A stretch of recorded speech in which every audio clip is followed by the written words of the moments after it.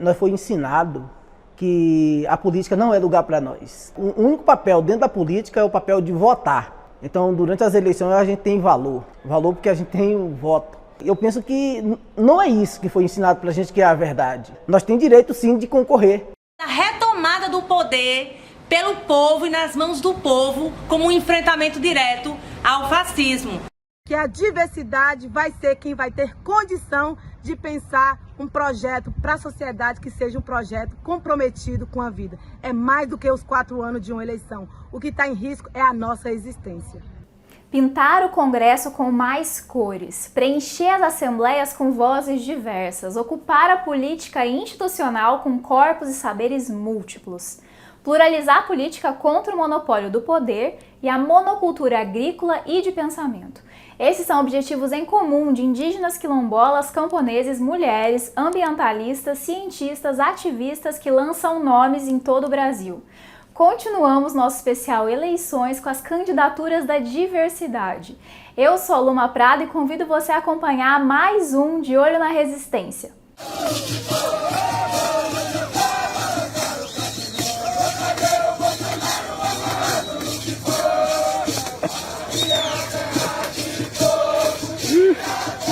O governo Bolsonaro é um governo racista, homofóbico, machista e tudo mais, né?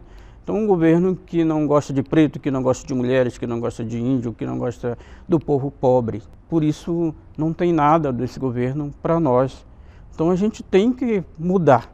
A gente tem que lutar para mudar esse governo. A gente tem que derrubar esse governo. Agora, não basta derrubar o governo Bolsonaro. Nós temos que derrubar o governo Bolsonaro, mas temos que derrubar o projeto político dele. Por isso, nós temos que lutar para ter um Congresso forte do nosso lado, pensando em nós. Nas urnas, pretendemos não só tirar Bolsonaro, mas também superar a hegemonia de homens brancos e mais velhos nos parlamentos. Nosso Congresso hoje é formado por 85% de homens. Os políticos brancos e brancas também são maioria, 75%. Já a população brasileira conta com mais mulheres, 51,5%. E 56% dos brasileiros são pretos e pardos, segundo o Instituto Brasileiro de Geografia e Estatística, o IBGE. Na luta por uma democracia real, com a maior presença de grupos historicamente excluídos do poder, o De Olho nos Ruralistas fomenta a campanha por uma bancada socioambiental e comprometida com a comida boa na mesa dos brasileiros. O especial Eleições aqui do Resistência tem tudo a ver com essa campanha. Portanto, se você perdeu algum programa, ainda dá tempo de assistir antes das eleições. No episódio de hoje, vamos trazer candidaturas de indígenas, quilombolas, camponeses, mulheres e LGBTQIA+, do campo. Uma vez que, nunca é demais lembrar, os povos originários, as populações quilombolas e as comunidades tradicionais são parte do Brasil, são nossos contemporâneos. Dando a cara a tapa, mostrando para o mundo, para o Brasil, para o estado de Goiás, que nós existimos. O povo preto, o povo quilombola existe. Existe luta fora e dentro das instituições. Ou seja, aquilo que Paulo Freire fala nas suas palavras, né?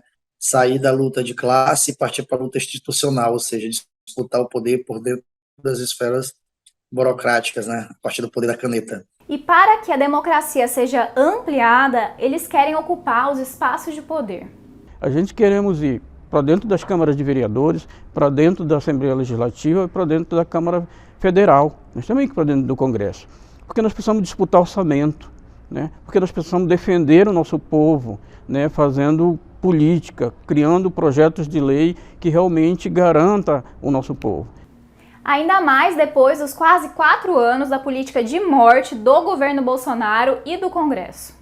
Então, observando os últimos anos no Congresso Nacional, onde se tem votado contra os povos indígenas, né, que inclusive esse marco temporal vem trazer essa afronta contra o meu povo, observando que Roraima não ia lançar nenhum candidato que pudesse alinhar com os discursos dos povos indígenas, né, porque aqui tem uns candidatos que são tudo bolsonaristas, do PL, PFL e MDB, que são a favor do agronegócio em terras indígenas, arrendamento.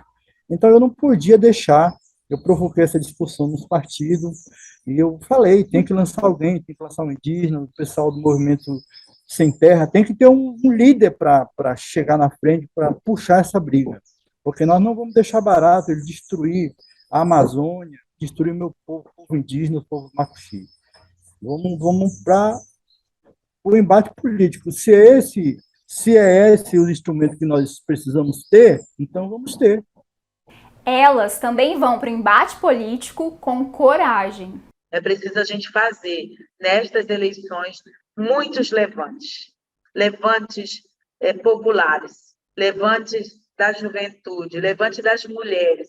Nós, mulheres que estamos sendo candidatas, principalmente nós, mulheres negras, sabemos exatamente o que significa ousar se levantar, colocar os nossos nomes para enfrentar tudo o que nós vivemos nesse momento tão difícil, um momento tão cruel. Então, vamos continuar nos levantando. Pois sem mulheres não há democracia. As mulheres e a experiência das mulheres na resistência à frente dos movimentos populares precisam chegar até os espaços de poder e decisão. Durante muito tempo nós fomos silenciadas, nós fomos caladas, nós fomos impedidas de chegar nesses espaços. Agora nós somos as que mais têm anos de estudo, nós somos as que ocupam, em sua maioria, o eleitorado brasileiro, são a maior parte também da população, mas isso não está expresso nas casas legislativas, não está expresso no Poder Executivo. Então há um problema sério da democracia brasileira, né? A democracia brasileira, a gente precisa reconhecer que ela é incompleta. Na Câmara dos Deputados, as mulheres são apenas 15%. Este ano, temos um número recorde de candidaturas de mulheres. Ainda assim, elas são apenas 33,3% do total de candidatos. Número pequeno, considerando a porcentagem de mulheres filiadas a partidos políticos no país, 46%. Mas aquelas que se candidatam no campo progressista lutam pela vida. As questões ambientais, do campo, das mulheres trabalhadoras, sempre foram a minha pauta de vida. É impossível discutir política, vida digna, sem discutir a vida também das mulheres rurais, também das mulheres que produzem alimento para o nosso país. E hoje eu estou licenciada na CUT e pela primeira vez vou ser candidata a deputada federal pelo Pará. Elas estão bem preparadas. Eu sou uma mulher que já venho me preparando há muitos anos para ser uma deputada.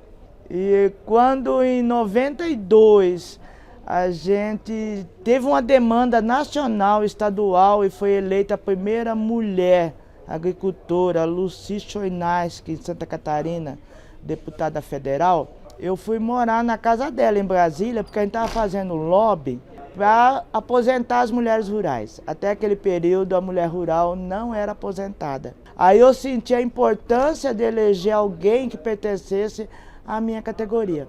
Junto com as lutas por categoria, elas querem integrar as companheiras que estão nos frontes da resistência. E outra, eu chegando, vai chegar muita mulher junto comigo, viu? As mulheres da agricultura vai estar chegando junto, as quilombolas, nós estamos todas juntas. Mulheres trans também querem representatividade. Goiás é um estado muito machista, onde temos poucas mulheres no poder. E a importância de ter uma candidata trans quilombola é de trazer que nós estamos aqui e devemos ocupar os nossos espaços, de ter mais mulheres na política. Nós somos seres coletivos e é como seres coletivos que nós vamos adentrar o parlamento, que nós vamos transformar o parlamento num grande quilombo. A política institucional também precisa ser aquilombada. Embora a população brasileira seja composta por 56% de pretos e pardos, apenas 17,8% dos parlamentares são negros. E nenhum quilombola tem lugar na Câmara e nas assembleias. Para acabar com essa subrepresentação, a Coalizão Negra por Direitos, nessas eleições, apoia 120 candidaturas de líderes negros progressistas. Dentre eles estão ao menos 25 chapas quilombolas, segundo o levantamento da equipe do De Olho nos Ruralistas. Nós, mulheres negras e indígenas, não estamos pedindo oportunidade. Nós decidimos e viemos lutando disso de muito tempo, que a gente vai ocupar o espaço que é da gente. E eleger mais negros, mais quilombolas, mais mulheres é romper com a concentração de poder nas mãos brancas das elites.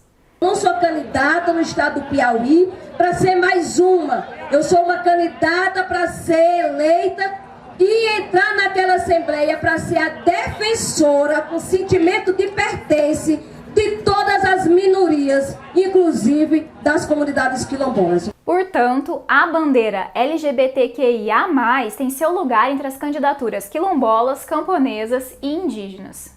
A necessidade da gente colocar que nós podemos amar dentro do movimento indígena vem fortalecer aquela ideia dos nossos ancestrais, que foi mexida quando o colonizador chegou. Porque o colonizador chega e diz assim, não, o certo é procriar, o certo é apenas multiplicar. E a gente vê que não há isso, que tem pessoas suficientes, sim, para procriação, se assim queira, como também existem pessoas que podem se amar de quaisquer forma, respeitando não só o próximo, mas também, principalmente, a mãe natureza. Candidatos indígenas como Paulo Anassé estão com tudo no pleito deste ano. O número deles aumentou 116% em comparação com 2014, quando o Tribunal Superior Eleitoral passou a registrar dados como cor e raça. É a maior quantidade de indígenas concorrendo às eleições na história do Brasil. Mas a história dos indígenas na política não foge à regra da exclusão. São 513 deputados, somente uma mulher indígena depois da Constituição Federal de 1988, quando Juruna, antes da Constituinte, foi o primeiro indígena a ser parlamentar no Brasil. E em Minas Gerais são 53 deputados e nenhuma presença indígena. Para reverter esse histórico e fortalecer as candidaturas originárias, a Articulação dos Povos Indígenas do Brasil, a PIB, lançou a Campanha Indígena, que apoia candidaturas indicadas pelas associações de base Apoime, Coiabe, Atiguaçu, Arpinsul, Arpinsudeste, Comissão Guarani Verupá e Conselho do Povo Terena. A democracia no Brasil só estará completa com a presença dos povos originários na política institucional. E essa democracia que a gente defende, não pode mais faltar a presença indígena. Por que é importante, então, ter um camponês? Porque, como eu digo sempre no lema, só quem sabe a dor da gente saberá nos dar valor. A gente luta diariamente contra o agronegócio, contra o capitalismo, né? Que vem desenfreado, trazendo doenças, trazendo enfermidades, alimentos com veneno, né? Então tudo isso é importante, ter uma representante na Câmara, na Assembleia Legislativa, por exemplo, né? E nas representações, seja lá quais forem, do nosso país. A presença camponesa também é central no alargamento da democracia brasileira. E esperançar é um verbo que é representativo dessas candidaturas. Como trabalhador, militante de esquerda e filho de agricultores, para mim, estar na Assembleia Legislativa, ocupar esse espaço, é um desafio, mas ao mesmo tempo é uma honra, porque eu tenho encontrado, sobretudo, pessoas que encontram na nossa candidatura a esperança na política. E isso move, isso motiva a gente estar na política, a gente fazer se desafiar a colocar o corpo nesse processo eleitoral. De modo que a gente também assume uma responsabilidade gigante, que é de honrar e não poder errar, sobretudo para enfraquecer ou para desconstruir a esperança que as pessoas estão depositando na nossa candidatura. A diversidade nas urnas é de povos, de comunidades e de biomas. Nós, mulheres indígenas, temos a amiga, né? Que são as mulheres que viemos de cada bioma, da Mata Atlântica, da Caatinga, do Pantanal, do Cerrado, do Pampa, da Amazônia, né? Eu, por exemplo, estou no bioma Mata Atlântica, então vou representar e estou trazendo muito forte essa questão do bioma Mata Atlântica. E a proposta, né, de a gente chegar, trazer essa pauta dessas florestas para a gente conseguir fortalecer esses biomas, mas também tirar esse olhar de exploração em outros biomas, como a Amazônia, por exemplo, né, dos ataques que vem acontecendo dentro das terras indígenas, né, que as maiores florestas estão dentro dos territórios indígenas, para a gente conseguir dar visibilidade também desses protetores, né, que são os guardiões dessas florestas, né? A luta por representatividade dos povos do campo pode ser encontrada no nosso mapa das candidaturas progressistas de indígenas, quilombolas e camponeses. Navegue em um Brasil mais democrático. Esses nomes do campo que estarão nas urnas foram colocados à disposição da luta de um povo, de uma comunidade. E por vezes a estratégia eleitoral é também coletiva. O sistema político brasileiro ele é feito para sempre os mesmos ficarem lá. Fazer campanha sem ter experiência, família na política, sem ser milionário, é cheio de pegadinha para pegar iniciante. Você precisa ter do lado um advogado e um contador, porque senão você faz um errinho logo de saída, sua candidatura é impugnada, né? Então, assim, os mandatos coletivos, eles são uma forma de furar essa bolha, de juntar vários peixinhos num cardume e a gente conseguir fazer um peixão e renovar a política. Isso está acontecendo. Antes de fazer a colinha para levar para a urna, confira as candidaturas que aderiram à Carta Compromisso da campanha Voto com Orgulho. Vale a pena assistir aos demais episódios do especial Eleições do De Olho na Resistência e consultar nosso mapa interativo das candidaturas do campo que o De Olho nos Ruralistas fez para você. Direito de trabalho para a comunidade LGBTQIAPN+, e das mulheres trans. Lutar por vidas, lutar pela comunidade, lutar por educação, lutar por respeito e dignidade. A maior pauta da minha candidatura é respeito para nós, da comunidade LGBTQIA+, da comunidade preta e quilombola. De olho na diversidade, de olho na resistência, de olho nos ruralistas. Com a resistência dos gays, pardos, pretos e índios, escreveu sua história. Brasil, pátria que te pariu.